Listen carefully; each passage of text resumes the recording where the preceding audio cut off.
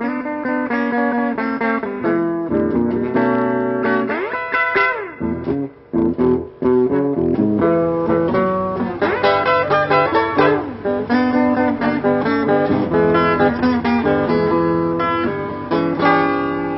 my name is Alvin Jett. I've been a St. Louis musician for over 25 years.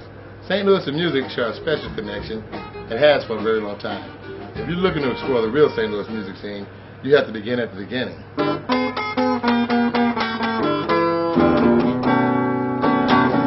Located at the crossroads of the country, St. Louis soaked up a diverse assortment of musical styles and styles that travel to, from, and through the area. When the earliest forms of the blues migrated north from their birthplace in the Mississippi Delta, they melded with the ragtime strains popular in St. Louis at the time, and the result is a sound known as the St. Louis Blues.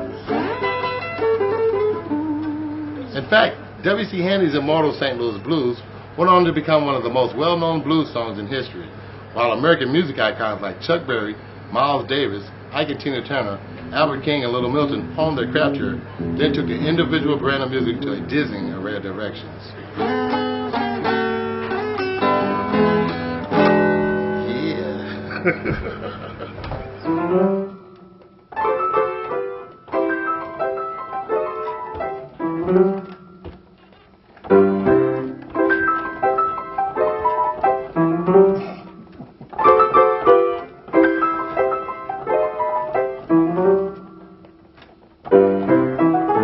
Think you can do this? I bet you could.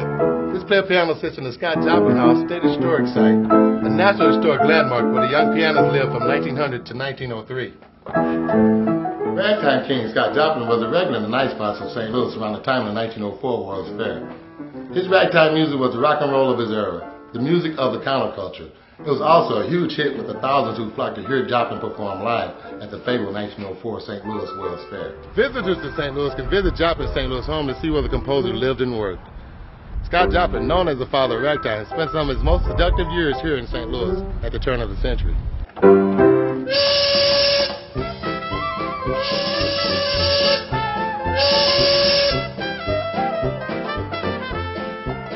Jazz influences came into town aboard northbound riverboats from New Orleans, where they blended with the established ragtime and Mississippi blues music to enhance the St. Louis blues. African-American music in general was a quintessential element in the city's nightlife as early as the late 19th century. The famous ballad Frankie and Johnny is said to be about the murder and mayhem that was once an everyday occurrence in this then Royal Riverport town. Today, the Gateway Arch riverboats offer a number of sightseeing and dinner cruises, but perhaps one of the best ways to experience Old Man River is aboard a blues cruise along the mighty Mississippi. And just north of the Arch is the Laclede Landing Entertainment District, home to clubs and restaurants inside restored 19th century warehouses. Dance tunes are all of the day here, and the lively district rocks until 3 a.m. on weekends. The landing is also home to the annual Big Muddy Blues Festival held on Labor Day weekend. Local and national bands play on numerous stages at this popular and free festival. Well, my mama told me, boy, you're gonna be alright one day. Music remains an integral part of the St. Louis scene. Whether it's blues, jazz, hip-hop, ragtime, or rock and roll, you'll find it here in St. Louis. From the burgeoning downtown Loft District and historic Soulard to the eclectic neighborhoods of the Loop, Central West End, Lafayette Square, and Points West, it's easy to find live music no matter what part of town you're in. Just follow the music. Local bands, acoustic jams, dueling pianos, and DJ spins are always on the menu in the neighborhood taverns, music clubs, and hotspots on the local social scene. And just minutes south of the city's famous Gateway Arch, blues clubs are tucked into the red brick buildings of Soulard, an historic district built mostly by immigrant Germans who worked in St. Louis's booming brewery industry in the 1800s. Music fans can find live bands at dozens of restaurants, taverns, and music clubs scattered throughout the Soulard neighborhood. Catch local and touring bands nightly at popular clubs like BB's Jazz, Blues, and Soups, Broadway Oyster Bar, Bill on Broadway, Hammerstones, the Old Rock House, and hear authentic Irish music at McGurk's Irish Pub and Restaurant.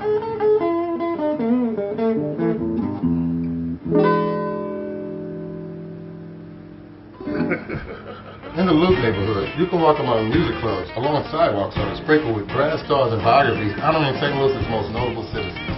Blueberry Hill, a restaurant that boasts the best jukebox in the country and collection of pop culture memorabilia, also is home to the Duck Room, a cozy basement club that features popular touring artists. St. Louis's Chuck Berry plays the Duck Room each month, and his sellout shows never fail to wow the crowd with his charismatic brand of rock and roll. Other restaurants and clubs throughout the Loop offer everything from live jazz and blues to rock and reggae, and the Pageant Concert nightclub hosts top-name touring artists, comics, and St. Louis bred entertainment. Rock, pop, jazz, blues, hip-hop, zydeco, country, folk. I always look at St. Louis as being rich in musical history for a variety of reasons. One of the main ones is that not only were we the gateway to the West with the whole east to west migration, but the whole south to north migration was taking place too. So people from all backgrounds, cultures, and races came together and collided here, and the result of that collision was just an explosion of creativity that just excited the world. Gospel music, Willie Mayford Smith, one of the co-founders of gospel music as we know it today. And then, of course, the greats in ragtime like Scott Joplin, rock and roll Chuck Berry, Miles Davis in jazz. It just goes on and on.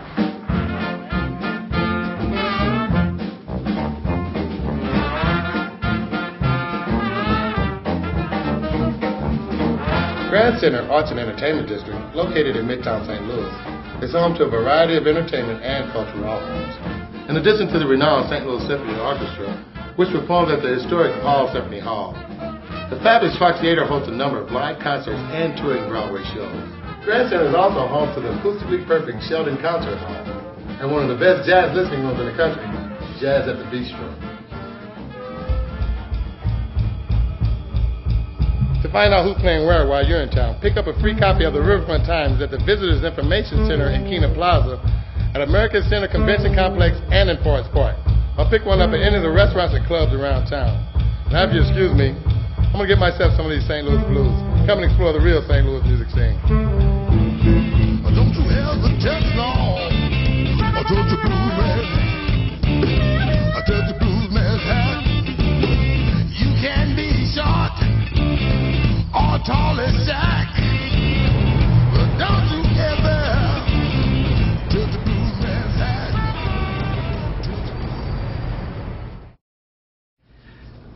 Gateway Arch Riverboats traces its origins back to the old Streckfus Steamers line, which started back in 1884 and has been operating riverboats here on the St. Louis riverfront ever since.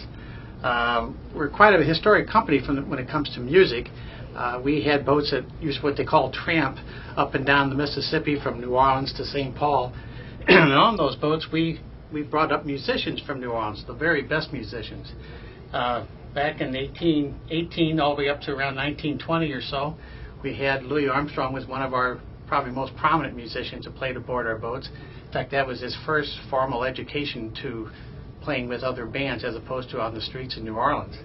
Our company had a boat called the JS, which was built in 1901, and it would go the entire river system.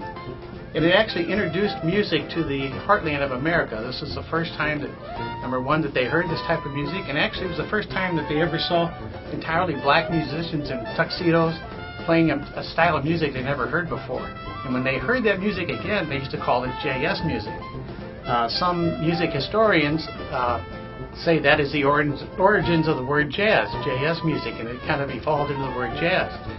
If you go to the Tulane University History Museum down there, they seem to credit that to the old JS steamboat. We had a variety of boats that came up and down the Mississippi River system, all the way, as I mentioned, to St. Paul, and we would stop at all the little towns along the way. And this was the first time that they actually heard this type of music. Well, St. Louis is a major port, and during the 1850s there would be as many as over 3,000 departures from the St. Louis harbor here. And this was one of the largest cities in the country, and also one of the major port of entries. That being the case, this was the focal point for a lot of things, cultural things, and in music, especially music that was brought up from the South. And it was brought up by the steamboats. The steamboats have a rich history with regard to music because this is the only time that people would ever hear this type of music. There were no radios. Radios didn't start until after 1920. There was no music other maybe in church or a little bandstand out in the little city center. So when a steamboat came into a town, it was a big event. When they all came into St. Louis, the variety of music, St. Louis is one of the major cities with regard to the origins of ragtime. But Dixieland, blues, and so on, all was on the St. Louis riverfront from a variety of really fantastic musicians. So St. Louis has a real rich history when it comes to music, and a lot of it relates to the steamboats and how it spread throughout the whole Midwest.